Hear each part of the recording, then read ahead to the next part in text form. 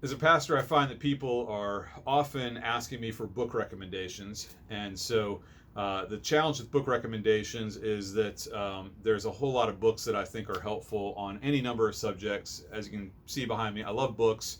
And so what I'm trying to do in this series of this next set of Ask Pastor Brian videos is to kind of narrow down my top 3 or 4 books in each category. And I want to begin just with top books on the Christian life. So, what are the books that I recommend when people say, tell me something that you found very helpful on the Christian life?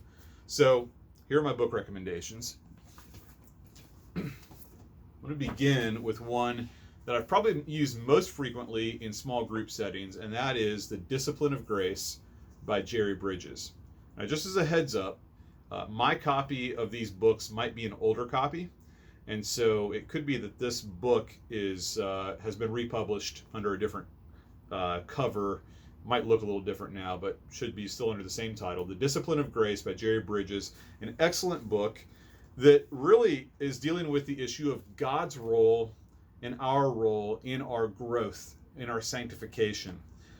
He does a great job of laying out a vision of the Christian life that is completely dependent upon the grace of God, and yet a vision of the Christian life that motivates us to be active in striving after holiness. That dependence upon God's grace should not lead to a passivity where we just kind of say, well, I'll sit back and let God do his thing. But depending upon God's grace actually drives us to action and drives us to pursue him in very active ways. So The Discipline of Grace by Jerry Bridges, excellent book, highly recommended. The next book I'd recommend is Future Grace by John Piper. Again, I know for a fact you're not going to find this with this cover anymore, unless you get a used copy. So the book has been redesigned, but Future Grace by John Piper, I believe one of his probably top 3 books that he's written. Future Grace really deals with the issue of what motivates us in sanctification, what motivates us in the Christian life. And Piper, I think, very effectively makes the case that when we've received grace from God, it always has us looking ahead to what God is doing in the present, and it has us attaching our hope to the promises that he's made of what he will do for us in the future. And he applies this principle to, I think, some of the common areas where people struggle with: pride, greed, laziness, lust, all kinds of areas where people tend to struggle with overcoming sin. And he applies this principle of the purifying power of living by faith in Future Grace. So, again, highly recommended. The next book I would recommend is Overcoming Sin and Temptation by John Owen. Now, I recommend this with a little bit of hesitation just because Owen is a Puritan who is notoriously difficult to read. So I'm actually going to give you a different title of kind of a newer translation of this work called The Enemy Within, Straight Talk About the Power and Defeat of Sin by Chris Lundgaard. I don't actually have a copy of that with me because that's one of those books that I have given away probably 3 or 4 times over the years. Last time I gave it away, I forgot to get it again to replace it.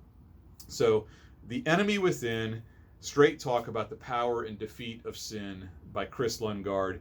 It is a modern take on John Owen's The Mortification of Sin and Temptation. And essentially this work is about what it means to put sin to death, to actively work to, in a sense, strangle sin in our lives, to choke out its power in our lives. If you have the grit to work through the original work, it is powerful. It's not easy reading, but you will get so much out of it. It's really mining for gold, and while the mining process may not be that easy, you will find it well worth your time. But I also understand for some people this is just a little daunting to try to work your way through John Owen. So either this or The Enemy Within is going to be really powerful in really understanding what it looks like to do battle with the sin nature. The last book I want to recommend might seem like an interesting choice for a book on the Christian life, but it's Studies in the Sermon on the Mount by Martin Lloyd-Jones.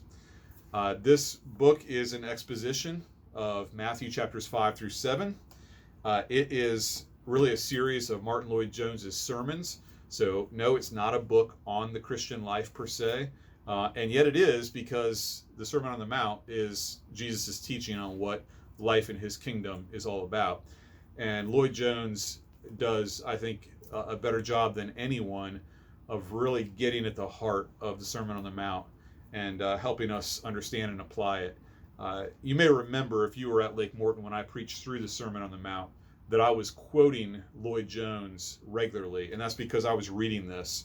And it's interesting, I began reading it for sermon prep, but what I found was I was just getting immersed in this, and as I was reading it, more than any other commentary or anything else like that I've read, it was just ministering to my own soul in a very powerful way. And so this has been a meaningful, significant book in my life, and I would highly recommend it.